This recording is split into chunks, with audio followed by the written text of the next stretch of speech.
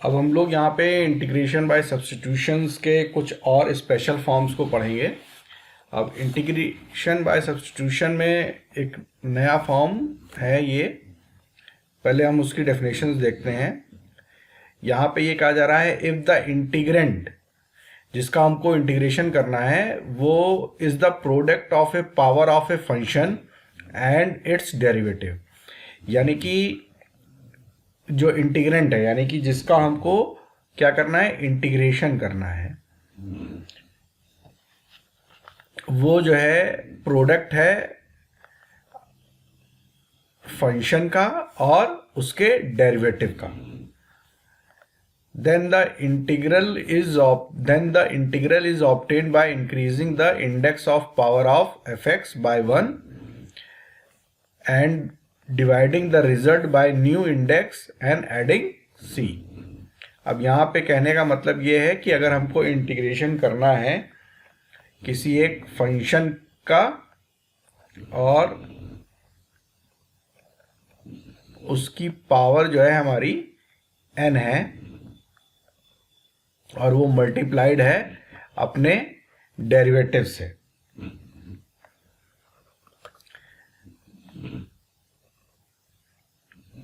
तो इसका जो इंटीग्रेशन होगा वो ये हो जाएगा, फंक्शन का हम क्या करेंगे, फंक्शन की पावर 1 से इंक्रीज कर देंगे।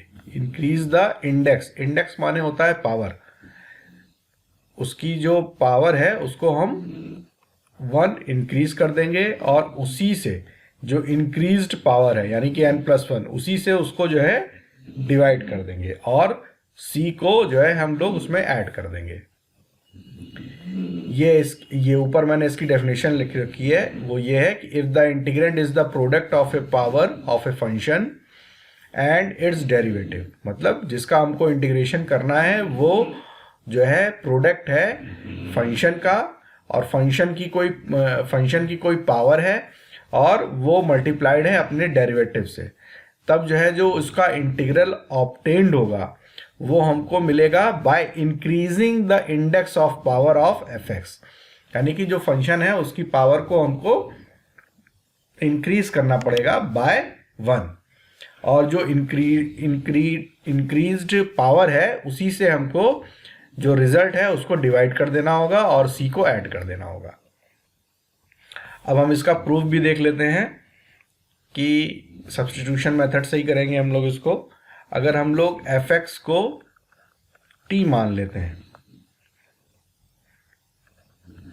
तो हमारा जो डेरिवेटिव आएगा वो आ जाएगा dx is equal to dt, यानी कि f' और dx हमारा dt के बराबर है। अब इसको लेकर के हम लोग जो है इसमें पुट कर देंगे, तो ये हमारा आ जाएगा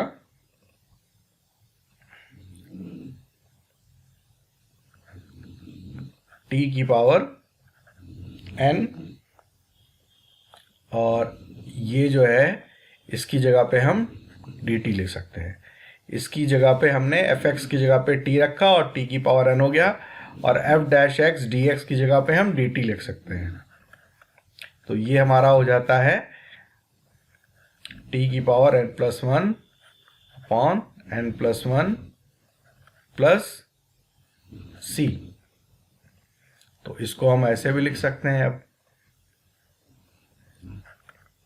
fx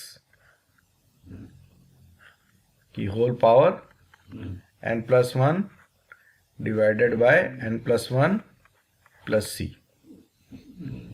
अब ये हमारा पहला फॉर्म हो गया इंटीग्रेशन का। अब इसके बाद हम लोग दूसरा फॉर्म पढ़ते हैं इंटीग्रेशन का, वो भी मैं आपको बताता हूं।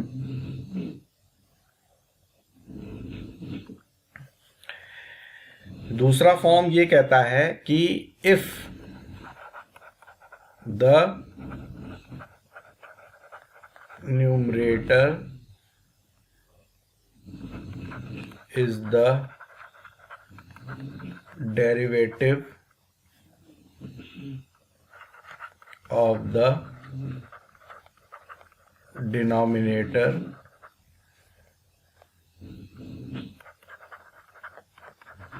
then the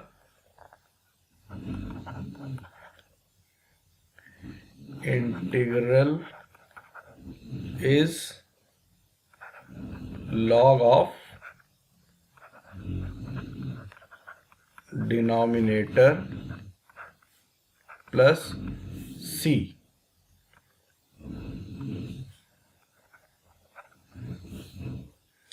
अब यहाँ पे ये कहा जा रहा है कि अगर न्यूमरेटर कोई एक रेशनल फंक्शन होगा जिसमें जो न्यूमरेटर होगा वो डेरिवेटिव होगा अपने डिनोमिनेटर का, तब जो है जो इंटीग्रल होगा, यानी कि अगर हम उसका इंटीग्रेशन करेंगे तो वो हमारा हो जाएगा log of denominator plus c. अब इसको हम लोग देखते हैं कैसे हो रहा है। अगर हमको इंटीग्रेशन करना है, न्यूमरेटर क्या है, डेरिवेटिव है फंक्शन का, तो F dash x upon F x है, ऐसा कुछ है। यानी कि जो डिनोमिनेटर है, डिनोमिनेटर में जो फंक्शन है उसका डेरिवेटिव हमारा न्यूमरेटर में है और उसका हमको इंटीग्रेशन करना है, तो वो बराबर हो जाएगा लॉग ऑफ एफ एक्स, यानी फंक्शन का लॉग हो जाएगा जो कि हमारा डिनोमिनेटर में है, और सी को हम इसमें ऐड कर देंगे। अब इसका भी अगर हम प्रूफ देखना चाहें तो अगर हम मान लें let F X is equal to T, then F dash X D X is equal to हमारा डी टी आ जाएगा, और इसको अगर हम पुट कर दें तो F dash X D X, यानी कि इसकी जगह पे हम क्या लिख सकते हैं, डी टी को लिख सकते हैं, और फंक्शन की जगह पे हम टी लिख देंगे, तो 1/t इंटू डी टी। तो ये हमारा हो जाता है लॉग ऑफ टी प्लस सी, जिसको हम क्या लिख सकते हैं, लॉग ऑफ फंक्शन का मॉड प्लस सी। अब ये हमारे दो स्पेशल फॉर्म्स हो गए जो अभी हमने पढ़ा है। अब इसी पे बेस जो है हम एक्सरसाइज लगाएंगे, जो कि एक्सरसाइज नंबर 8.4 है। इन्हीं थ्योरम्स का इस्तेमाल करके हम लोग जो है अब कुछ क्वेश्चंस लगाएंगे एम एल अग्रवाल बुक के, जो कि एक्सरसाइज नंबर 8.4 के क्वेश्चंस हो गए।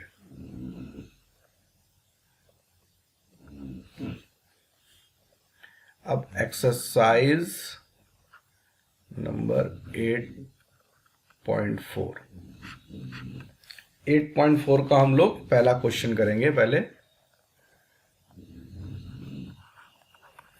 पहला क्वेश्चन है integration of x cube bracket 1 plus x की पावर 4 की पावर 3 dx। अब यहाँ पे हम सब्स्टिट्यूशन मेथड का इस्तेमाल करेंगे और हम जो है क्या करेंगे, 1 प्लस एक्स की पावर 4 को t मान लेंगे और इसका हम डेरिवेटिव करेंगे, dt बाय dx करेंगे। dt बाय dx हम जब करेंगे तो 1 का 0 हो जाएगा और x की पावर 4 का 4x क्यूब हो जाएगा। तो ये हमारा आ जाएगा 4x क्यूब dx बराबर dt। तो हमारा इससे ये आया x cube of dx is equal to dt 1/4। अब हम इसको यहां पे पुट कर देंगे तो इंटीग्रेशन ऑफ, अब x क्यूब dx की जगह पे हम क्या लिख सकते हैं, 1/4 ऑफ dt, और 1 प्लस एक्स की पावर 4 की जगह पे हम क्या लिख सकते हैं, t लिख सकते हैं। तो ये हमारा हो गया t की पावर 3 इंटू 1/4 ऑफ dt। अब इसके बाद हम क्या करेंगे, 1/4 हमारा बाहर आ जाएगा क्योंकि वो एक कांस्टेंट है, और इंटीग्रेशन ऑफ t की पावर 3 dt। अब ये जो है हमारा हो जाएगा 1/4 टी की पावर 3+1 अपॉन 3+1 प्लस सी। तो ये हो गया हमारा 1/4 टी की पावर 4 अपॉन 4 प्लस सी, जो कि हमारा हो गया 1/16, और टी की जगह पे हम लिख देंगे 1 प्लस एक्स की पावर 4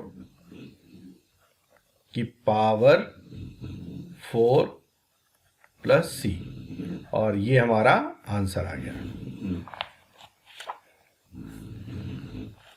इस तरह से हम लोग इस सब्स्टिट्यूशन मेथड का इस्तेमाल कर सकते हैं यहाँ पे। अब इसके बाद हम लोग करेंगे क्वेश्चन नंबर 2, एक्सरसाइज नंबर 8.4 का। अब क्वेश्चन नंबर 2 है हम लोगों का integration of 2x + 4 multiplied by √x⁴ plus 4x + 3 dx। अब यहाँ पे हम लोग क्या करेंगे कि x² + 4x + 3 को हम लोग t मान लेंगे, और इसका dt/dx करेंगे जब हम, तो हमको मिल जाएगा 2x + 4। तो हमारा dt = क्या आ गया, 2x + 4 ऑफ dx। अब हम जो है x² + 4x की जगह पे t लिख देंगे, और 2x + 4 की जगह पे dx लिख देंगे। तो जब हम ये करेंगे तो इंटीग्रेशन, ये 2x + 4 और dx की जगह पे हम dt लिख सकते हैं, और इसकी जगह पे हम x² + 4x + 3 की जगह पे हम t लिख सकते हैं। तो ये हमारा हो गया √t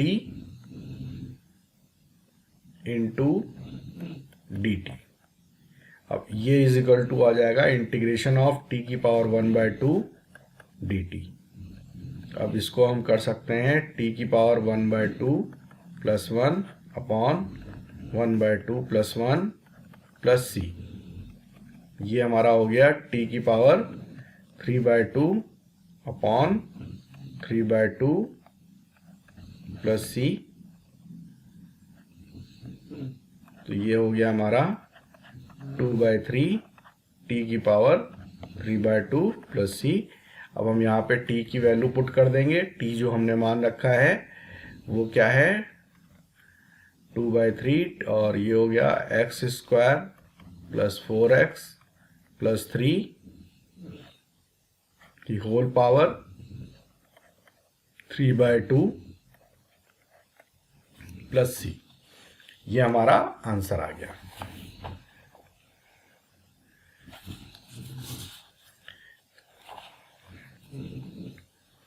अब इसके बाद हम नेक्स्ट क्वेश्चन करेंगे।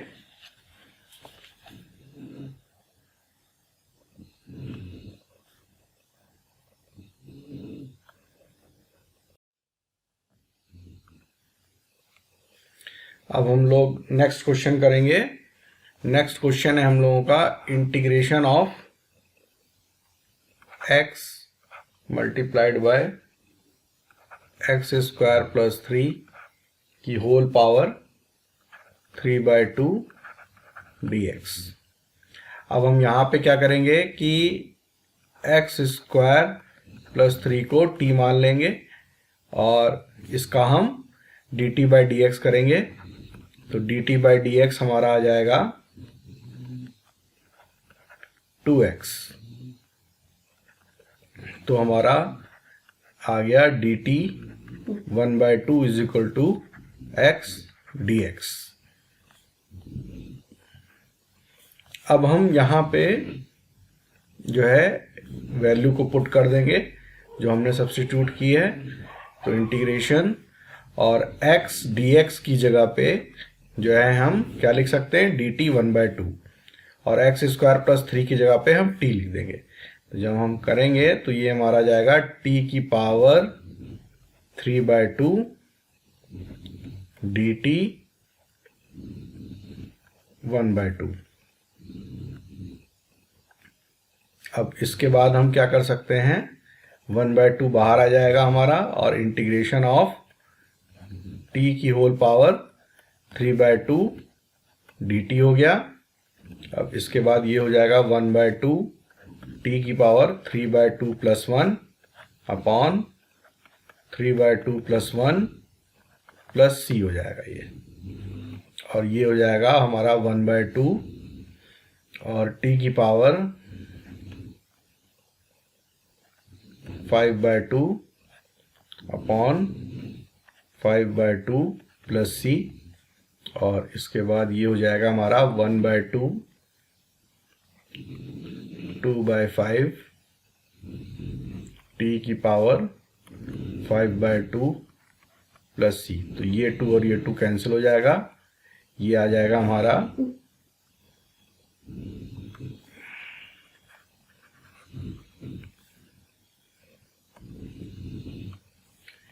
ये हो जाएगा हमारा 1/5 टी की पावर 5/2 प्लस सी। अब टी की वैल्यू हम यहाँ पुट कर देंगे जो कि है हमारी 1/5 एक्स स्क्वायर प्लस 3 है की होल पावर 5/2 प्लस सी। ये हमारा आंसर आ जाएगा।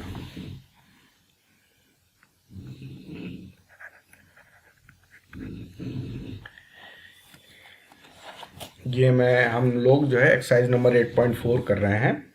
अब इसके बाद हम लोग एक और क्वेश्चन करते हैं।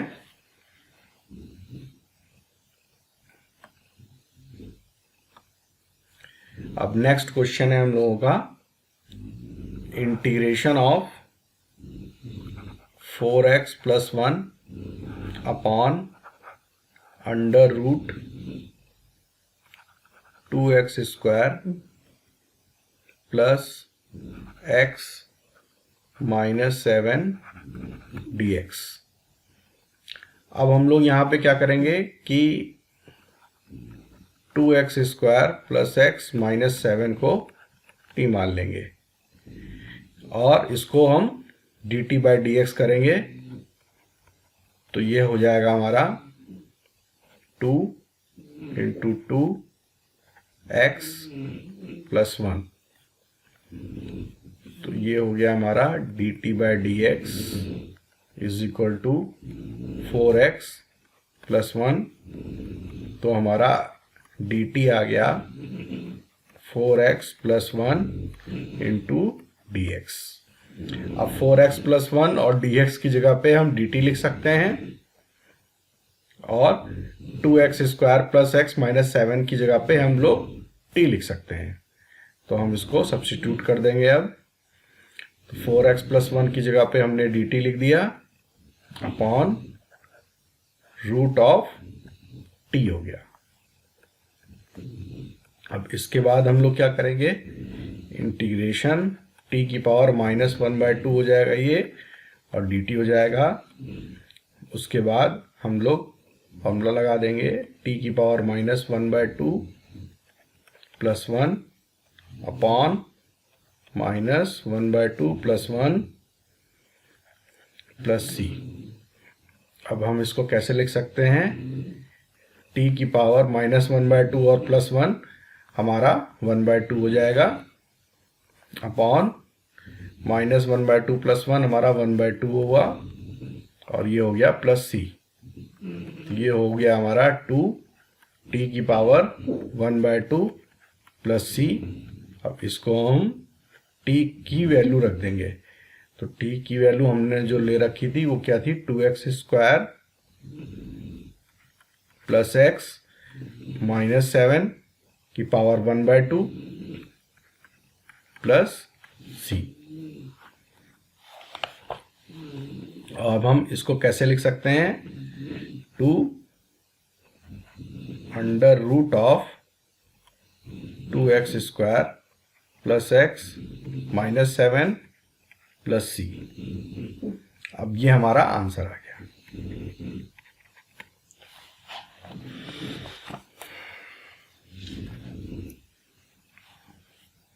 अब इस तरह से हम इस क्वेश्चन को कर सकते हैं।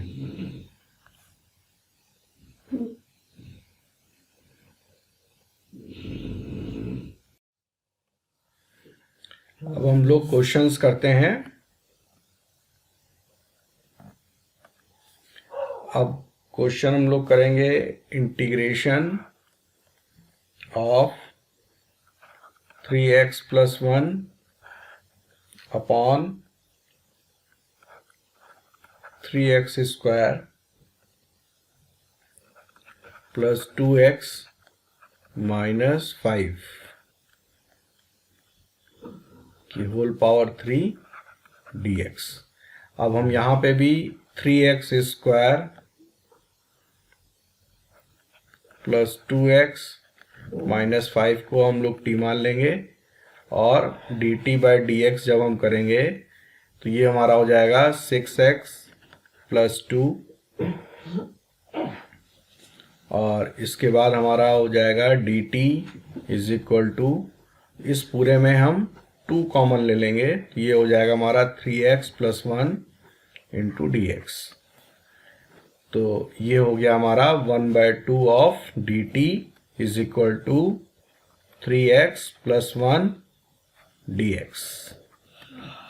अब हम क्या करेंगे, इस चीज को इंटीग्रेशन में पुट कर देंगे, तो ये हो जाएगा हमारा इंटीग्रेशन ऑफ, अब 3x + 1 की जगह पे हम क्या लिख सकते हैं, dt 1/2, और 3x² + 2x - 5 की जगह पे हम क्या लिख सकते हैं, t लिख सकते हैं। तो इसको अब हम पुट कर देंगे। तो पहले तो 3x + 1 की जगह पे हम 1/2 dt लिखेंगे अपॉन t की पावर हमारी हो जाएगी 3, ये हो गया, और 1/2 हमारा बाहर आ जाएगा, इंटीग्रेशन ऑफ dt और t की पावर -3 हो जाएगा।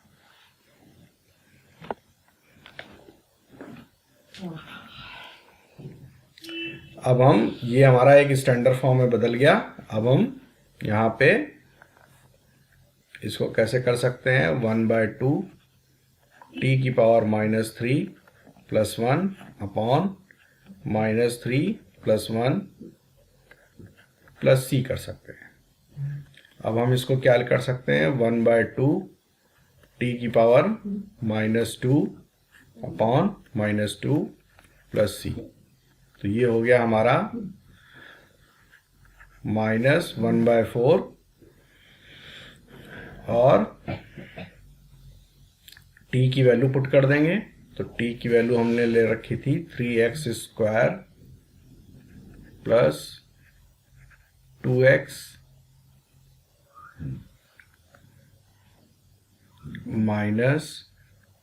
5 की पावर -2 + c।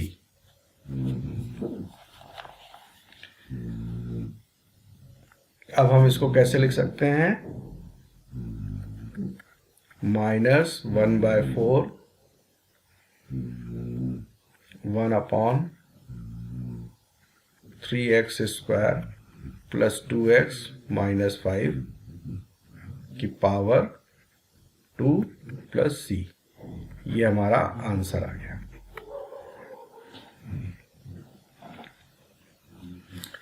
इस तरह से हम ये क्वेश्चंस सॉल्व कर सकते हैं। अब इसके बाद हम लोग नेक्स्ट क्वेश्चन करेंगे।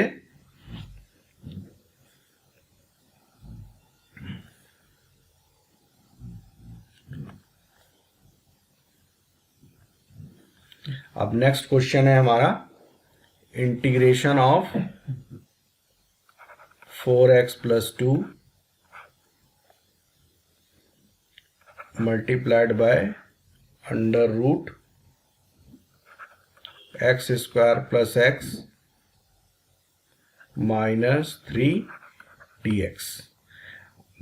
अब यहाँ पे हम ये देख रहे हैं कि यहाँ पे 4x + 2 है, तो इसको हम कैसे लिख सकते हैं, 2 कॉमन ले लेंगे, और ये हो जाएगा अंदर ब्रैकेट में 2x + 1, और ये हो जाएगा हमारा under root of X square plus X minus 3 dx। अब ये जो 2 है इसको हम बाहर ले लेंगे और हम इसको क्या लिख देंगे 2x plus 1 under root X square plus X minus 3 dx। अब हम यहाँ पे X square plus X minus 3 को हम t मान लेंगे, तो ये हमारा हो जाएगा dt by D X is equal to 2x plus 1। तो हमारा dt आ जाएगा 2x plus 1 into D x. अब इस 2x प्लस 1 और dx की जगह पे हम dt लिख देंगे और x square plus X minus 3 की जगह पे हम t लिख सकते हैं। तो ये हो गया हमारा 2 इंटीग्रेशन t का अंडर रूट dt।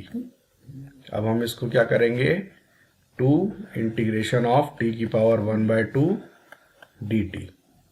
अब हम इसको कैसे लिख सकते हैं 2, अब ये स्टैंडर्ड फॉर्म में बदल चुका है, तो 1/2 plus 1 upon 1/2 plus 1 plus c हो गया ये हमारा। तो ये हो गया हमारा 2 t की पावर 3/2 अपॉन 3/2 प्लस c। अब ये हो गया हमारा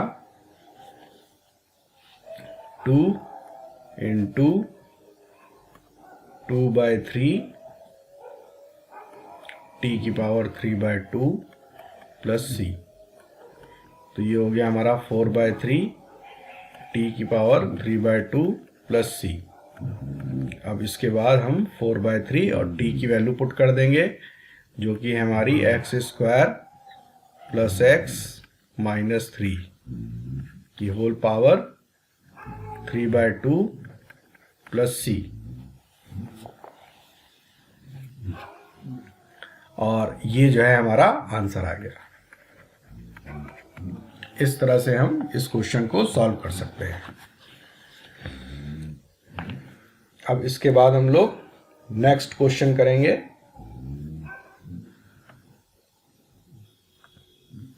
नेक्स्ट क्वेश्चन है हमारा इंटीग्रेशन ऑफ e की power x bracket a plus b e की पावर x की होल पावर 6 इंटू dx। अब हम यहाँ पे let a plus b e की पावर x को t मान लेंगे और dt बाई डी एक्स करेंगे, तो ये हो जाएगा हमारा ex और dt की वैल्यू आ जाएगी e की पावर x dx। अब हम इसको इंटीग्रेशन में पुट कर देंगे, तो ये हो जाएगा हमारा ex और dx की जगह पे हम dt लिख सकते हैं और a प्लस b e की पावर x की जगह पे हम लोग t लिख सकते हैं। तो ये हो जाएगा हमारा t की पावर 6 dt। अब ये एक स्टैंडर्ड फॉर्म में हमारा चेंज हो चुका है।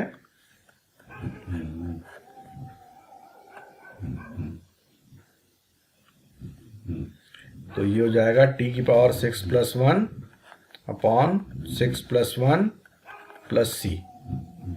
तो ये हो गया हमारा t की पावर 7 अपॉन 7 प्लस c।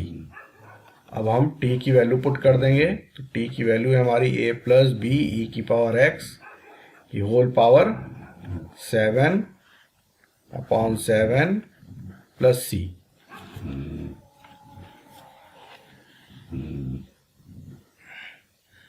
और ये जो है हमारा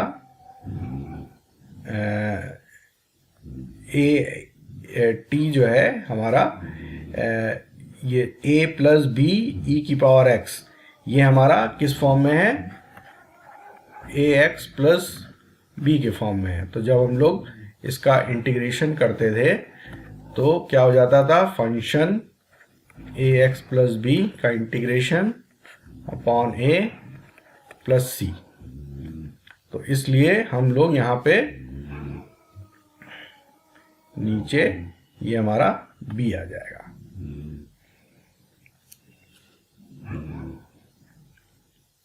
और ये हमारा आंसर हो गया।